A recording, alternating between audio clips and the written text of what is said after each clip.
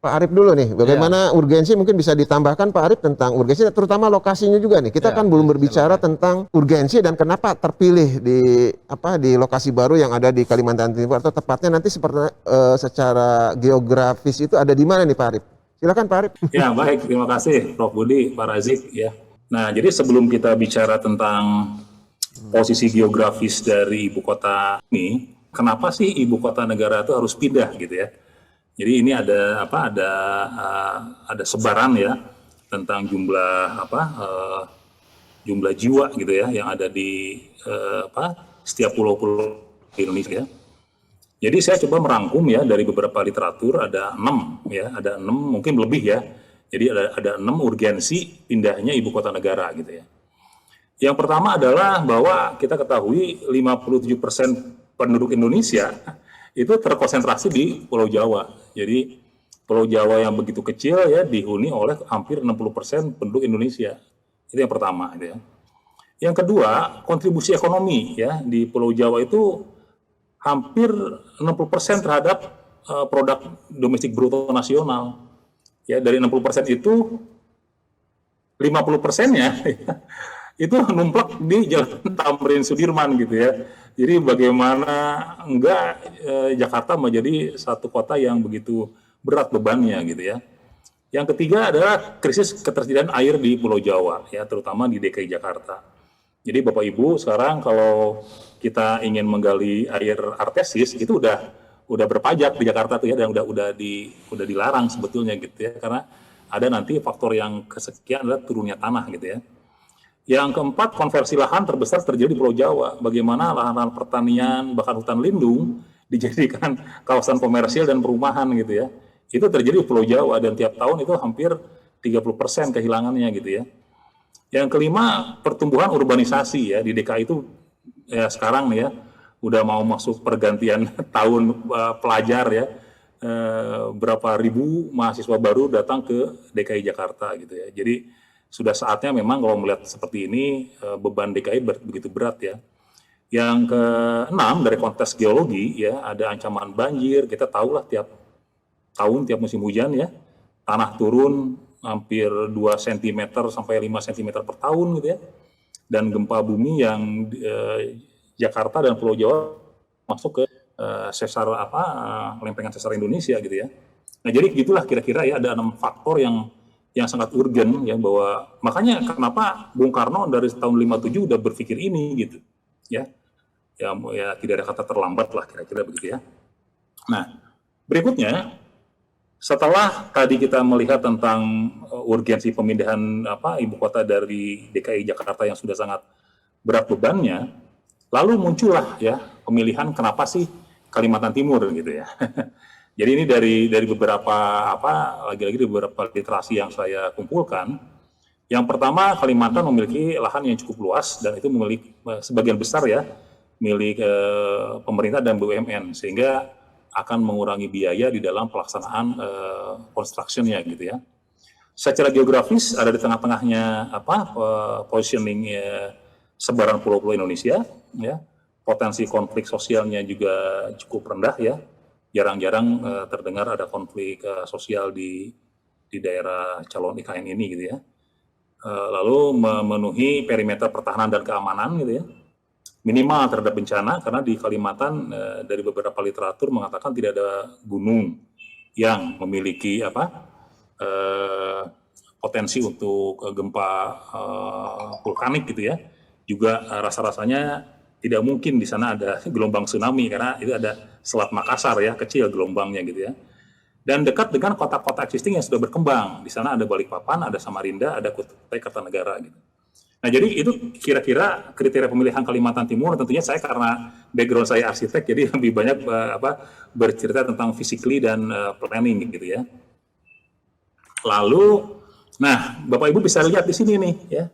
Jadi ini saya juga kaget ya, posisinya kota ini kalau kita tarik timur dan baratnya Indonesia itu percis ada di tengah-tengahnya. Dan kalau kita tarik utara selatannya juga percis ada di tengah-tengahnya gitu.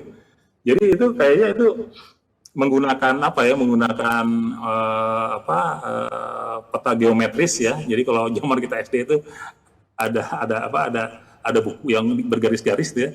Kayaknya menggunakan ini gitu. Jadi percis di kota yang nanti akan dijadikan ibu kota negara baru gitu. Sehingga tadi yang saya katakan, mudah-mudahan dengan begini isu sentris tentang Indonesia Timur, Indonesia Barat itu mungkin pelan-pelan udah mulai terkikis gitu ya.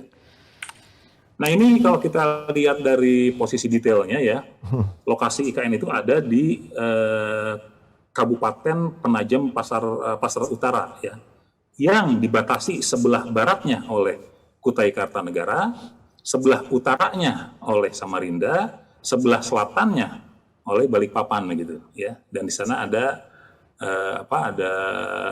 ada Bukit Soeharto ya. Jadi kalau kita berjalan dari, kan kalau kita naik pesawat kan turunnya di Balikpapan ya, kalau menuju ke Samarinda melalui Bukit Soeharto tuh kalau mau ke Kutai Kartanegara. Jadi posisi calon ya, bukan calon sekarang sih udah resmi ya, udah disahkan undang-undangnya gitu ya. Jadi posisi ibu kota negara baru nanti kita tuh di antara tiga kota yang sudah mapan sekarang, jadi Kutai Kartanegara, Samarinda dan Balikpapan gitu kira-kira. Nah ini dari konteks batasan detail, jadi luasnya ya, luas keseluruhan dari ibu kota negara baru ini adalah 256.000 hektar dan 56.000-nya itu menjadi pusat inti ya kawasan ibu kota ya, karena mungkin ya kalau kita nanti lihat dari peraturan pemerintah tentang tata ruang, kelihatannya siapapun yang akan membangun di sini pasti akan mendapatkan KDB KLB yang kecil karena ini masih ruang terbuka hijau sebagian besar gitu ya. Dan perairannya yang di Selat Makassar itu ada kurang lebih 68.000 hektar. Jadi kira-kira gitu batasan tadi udah saya sebutkan, ke selatan dengan Balikpapan, ke utara dengan Samarinda, ke barat dengan Kutai Kartanegara.